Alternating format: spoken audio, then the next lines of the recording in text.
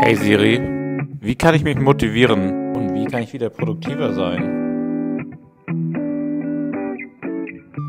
Willkommen zu einem neuen Video, willkommen zu einem Productive Video. Diese Serie kommt jetzt jeden Mittwoch. Ich habe bereits 2 oder 3 Videos dazu hochgeladen. Und zwar möchte ich das einfach mit euch teilen, weil ich früher immer dieses Problem hatte, ich konnte null produktiv arbeiten. Beziehungsweise ich habe voll viel gearbeitet, aber nichts davon war so wirklich produktiv.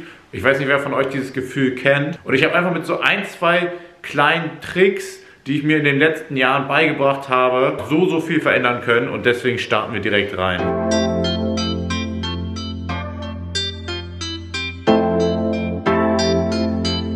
Kommen wir zum ersten Productive Hack. Dress like a CEO. Ich habe das vor Ewigkeiten mal irgendwo gehört und irgendwo gelesen, dass man sich das einfach visualisieren soll, schon am Anfang des Tages, was man für einen guten, produktiven Tag haben kann. Ich meine, mein größtes Problem ist einfach, ich habe so häufig Homeoffice und ich chill in Jogginghose, Kapuzenjacke, in so einem Sweater und ich sehe einfach schon extrem entspannt aus und so wird dann auch dieser ganze Tag. Aber irgendwie ist es wirklich so wahr, wenn man sich ordentlich und vernünftig anzieht, signalisiert man sich selbst für den ganzen Tag schon, okay, lass uns produktiv sein, lass uns was erreichen und deswegen, that's my look. Ich weiß, es heißt ja immer so ein bisschen Kleider machen Leute, und irgendwie ist es auch so. Wenn man sich produktiver fühlen möchte, sollte man sich auch produktiver anziehen. Egal wie häufig ich es wirklich probiert habe, produktiv zu sein, am Ende des Tages habe ich mich so häufig nicht produktiv gefühlt, obwohl ich stundenlang am Laptop saß und so viele Aufgaben gemacht habe. Aber am Ende des Tages habe ich mich irgendwie trotzdem nicht produktiv gefühlt. Das Ganze habe ich so ein bisschen auf eine Sache zurückzuführen können. Und zwar, dass ich meinen Tag immer voll überladen habe mit Dingen, die ich so geplant habe für den Tag. Nachdem ich so ein paar verschiedene produktive Videos mir angeschaut habe, hat sich für mich eine Sache immer mehr rauskristallisiert. Und zwar, dass erfolgreiche Menschen ihre Sachen, die sie an einem Tag machen, extrem häufig runterschreiben, beziehungsweise sich so einen kleinen Plan machen. Das, was für mich so am erfolgreichsten war, beziehungsweise was am besten funktioniert hat, ist so eine 3x3x3 Methode. Das heißt, man schreibt sich 3 Ziele für die Woche, 3 Ziele für den Tag und 3 Ziele für die produktiven Stunden auf.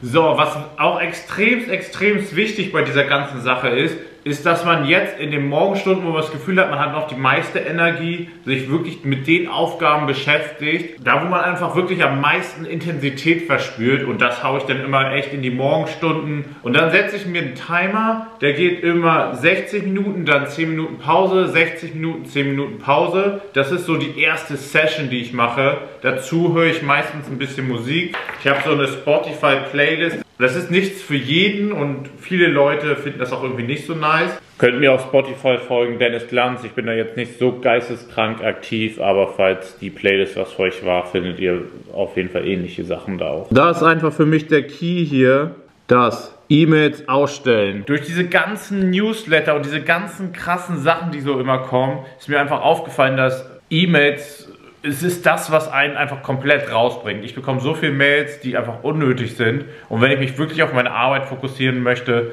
mache ich E-Mails aus und schaue mir erst am späteren Tag die E-Mails an, die so reingekommen sind. Es ist selten so wichtig, dass es wirklich so viel wert ist, den Arbeitsfluss zu stören, den man eigentlich hat. Deswegen E-Mails erstmal immer aus.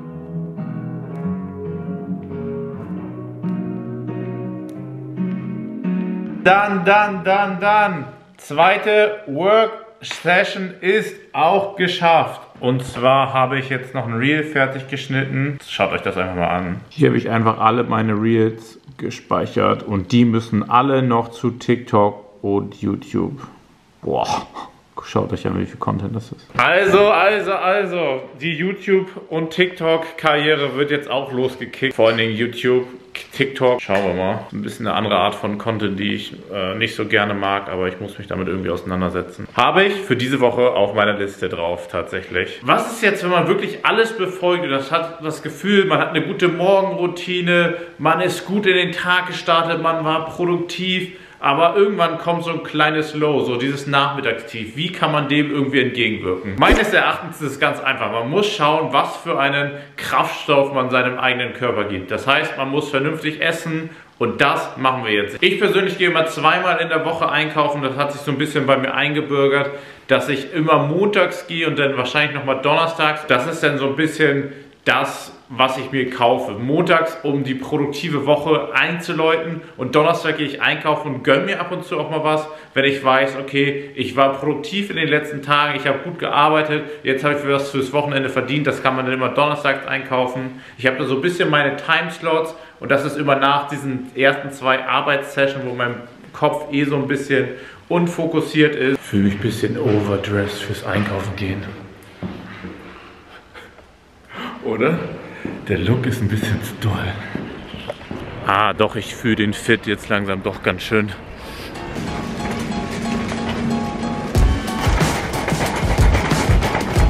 Ich weiß, für voll viele Leute ist Kochen auch was voll Meditatives, aber für mich ist es wirklich so, ich will es so einfach wie möglich haben. Deswegen esse ich voll häufig auch einfach das Gleiche. Meistens auch so 3 Tage lang. Gerade auch wenn man so alleine wohnt, ist es einfach leichter, um ehrlich zu sein, einzukaufen. Und dann esse ich am Nachmittag immer diesen Quinoa mit diesem tiefgefrorenen Gemüse. Das wärme ich mir einfach in der Pfanne auf, geht relativ schnell. Meines Erachtens einfach das perfekte Essen für zwischendurch. Macht nicht zu sehr satt, ist nicht so schwer. Nur noch Energie für den Nachmittag. Gesättigt geht es jetzt in den zweiten Teil des Arbeitstages. Und weil ich aber merke, dass wenn ich jetzt zu Hause sitzen würde, ich würde wahrscheinlich dann irgendwann auf die Couch gehen, einfach nur so chillen am Laptop oder einfach voll häufig abgelenkt sein, versuche ich jetzt neue Reize zu schaffen. Und wie mache ich das? Mit einem neuen Surrounding. Deswegen gehe ich jetzt raus und arbeite einfach von einem Café aus ein bisschen weiter. Kann da einfach sitzen, die Leute beobachten und einfach meinen Kopf so ein bisschen freien Lauf lassen. Das ist natürlich nicht so leicht für Leute, die kein Homeoffice haben, beziehungsweise die einen festen Arbeitsplatz haben. Aber meines Erachtens sollte eigentlich heutzutage jedes Office seinen Mitarbeitern sowas bieten, dass sie auch mal zwischendurch von woanders arbeiten können, dass sie nicht nur fest auf ihrem Schreibtisch sitzen. Okay, ich wollte gerade rausgehen, aber es sieht einfach so aus, als würde es gleich anfangen zu regnen. Aus dem Grund muss ich mal mein Outfit changen, weil ich will nicht mit meiner weißen Hose im Regen landen. Deswegen kurzer Outfit-Change. Ja, Fun, Homeoffice ordentlich und draußen dann irgendwie.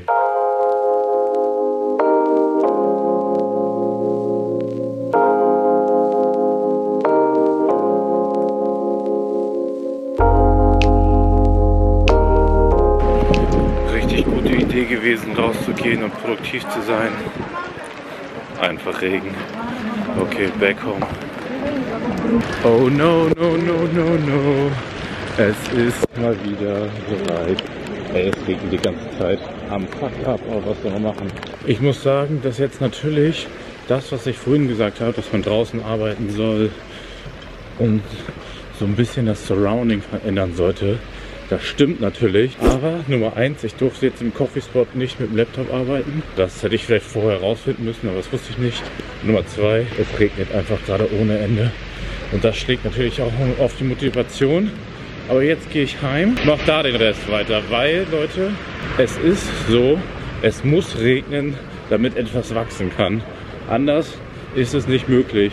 Und auch dieser Rückschlag ist, ja, eigentlich ist es nichts, es ist halt nur Regen, was soll ich machen? Nervt zwar, oh fuck, jetzt kommt zwar Gewitter, aber hält mich jetzt nicht auf, das zu machen, was ich machen will oder machen muss. Ich muss einmal hier raus aus diesem nassen Pullover, aber der nächste Teil ist jetzt eigentlich eine Sport-Session und ich kann euch mal mein Skript verraten.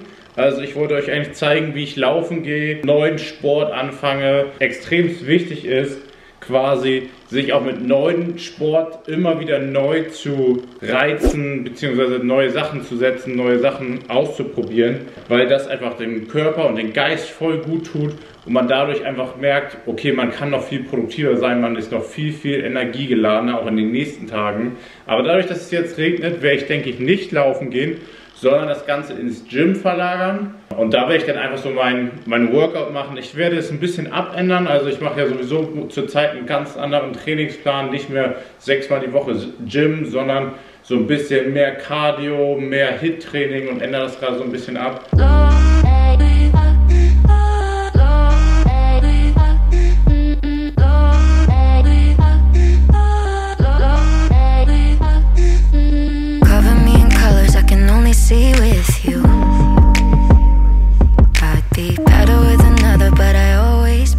Okay, Okay, das war einer der krassesten Gym-Sessions, die ich seit Ewigkeiten gemacht habe. Ich habe einfach so krass die Energie gespürt, die ich von diesem ganzen Tag mitgenommen habe, weil ich so produktiv war und so voller Energie war. Also ich habe 2 Stunden Cardio gemacht, danach noch 1 Stunde HIIT hinterher geballert. Hat sich so gut angefühlt. Aber jetzt bin ich wieder ein bisschen zu Hause. Es ist schon relativ spät, 9:30.